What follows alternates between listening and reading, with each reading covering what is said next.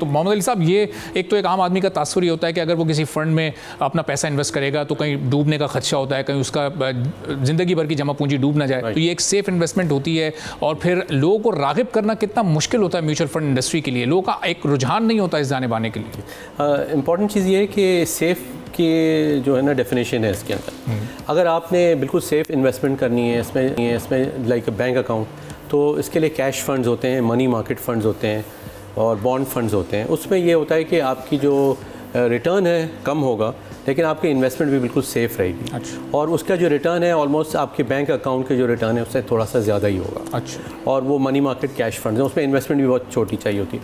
अब जहाँ तक सेफ्टी की बात है कि जो रेगुलेशंस भी इस तरह बने हैं, SECP जो है ना बहुत रेगुलरली मॉनिटर करता है म्यूचुअल फंड्स को, ऑडिट करता है, उनके इंस्पेक्शन करता है।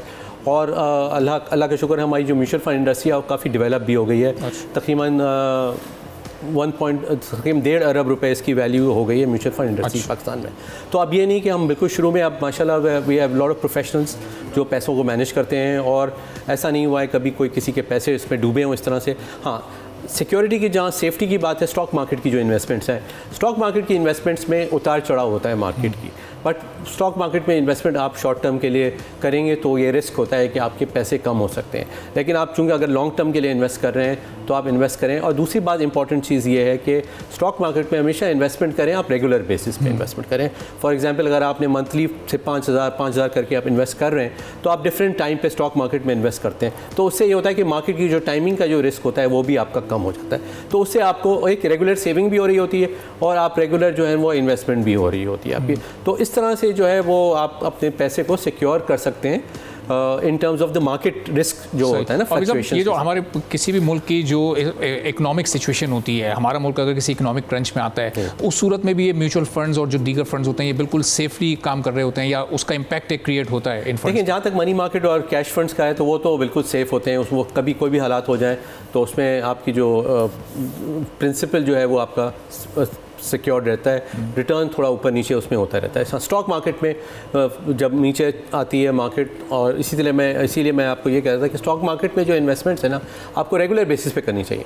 कि आपने आज एक महीने इन्वेस्टमेंट की, अगले इस महीने मार्केट ऊपर थी, अगले महीने मार्केट नीचे थी, आपको अच्छे पैसे अच्छे उस पर, उसको कहते हैं रुपी कॉस्ट एवरेजिंग कहते हैं। तो इस तरह से अगर आप इन्वेस्टमेंट करते रहेंगे तो लॉन्ग टर्म में भी आपके पैसे जो है ना वो सिक्योर रहेंगे। लेकिन आप ये समझेंगे कि मैं आज पैसे डाल देता हूँ और ये कि एक महीने बाद मेरे पैसे इतने हो जाएं और इतने हो जाएं, तो ये इस तरह के जो इन्वेस्टमेंट्स हैं ना वो रिस्की होती हैं। यानी लोग इसको एज करियर भी अडॉप्ट कर सकते हैं लॉन्ग टर्म में? डेफिनेटली जी, बहुत पाकिस्तान में तो अब काफ़ी म्यूचुअल फंड इंडस्ट्री में अच्छे प्रोफेशनल्स आए हैं। काफ़ी CFA जो चार्टर्ड फाइनेंशियल एनालिस्ट हैं वो उन्होंने म्यूचुअल फंड इंडस्ट्री ज्वाइन किया है।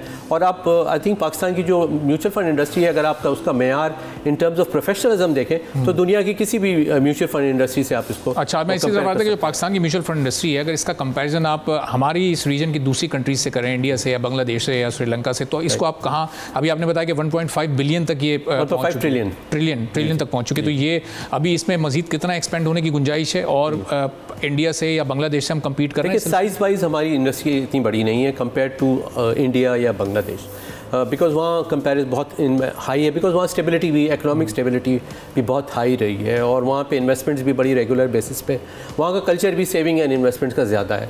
पाकिस्तान में सेविंग एंड इन्वेस्टमेंट्स का कल्चर जो है इतना ज़्यादा नहीं है, हम एक स्पेंड ओरिएंटेड इकॉनमी है। लेकिन यहाँ पे अब मार्केट की जो ग्रो कर रही है, पिछले 5 साल में मार्केट तकरीबन एसेट्स अंडर मैनेजमेंट जो म्यूचुअल फंड इंडस्ट्री के वो डबल हुए हैं, और वो ग्रो कर रहे हैं, अभी भी तेज़ी से ग्रो कर रहे हैं। और आई थिंक उम्मीद यही है कि जितनी इसकी अवेयरनेस बढ़ती चली जाएगी, जैसे ये प्रोग्राम है, इस तरह और प्रोग्राम्स होंगे, तो लोगों को आइडिया होगा कि बिकॉज देखें, आप एक घर बैठे हुए आप अपने ऑनलाइन आप इन्वेस्टमेंट कर सकते हैं और आपको वही रिटर्न मिल रहे होंगे जो एक प्रोफेशनल इन्वेस्टर को मार्केट में तकरीबन मिलते हैं, जो कि प्योरली एक मेरिट पे जो इन्वेस्टमेंट कर रहा होता है। अच्छा मीर साहब, ये जो सैलरीड पर्सनस होते हैं, ज़ाहिर है इनको बड़ा मुश्किल होता है इस तरह के किसी फंड में कि ये अपनी उस बचत के साथ, सेविंग के साथ वहाँ इन्वेस्ट कर सके, तो इनके लिए आपको क्या स्ट्रेटजी और क्या एडवाइस करेंगे आप? देखिए, मैं तो कहता हूँ कि सैलरी जो बंदा है उसको एक एक्सपेंस रखना चाहिए, इन्वेस्टमेंट एक्सपेंस के नाम से। यानी जब सैलरी आती है तो उसके और खर्चे भी होते हैं, इलेक्ट्रिसिटी बिल, ये बिल, वो बिल, उसमें खर्चा होना चाहिए इन्वेस्टमेंट एक्सपेंस। अच्छा, इन्वेस्टमेंट एक्सपेंस ये होना चाहिए कि सैलरी का 10% आपके इन्वेस्टमेंट करेगा। चलें, बहुत बहुत शुक्रिया सर, आने वाले दिनों में आपको फिर हम ज़हमत देंगे।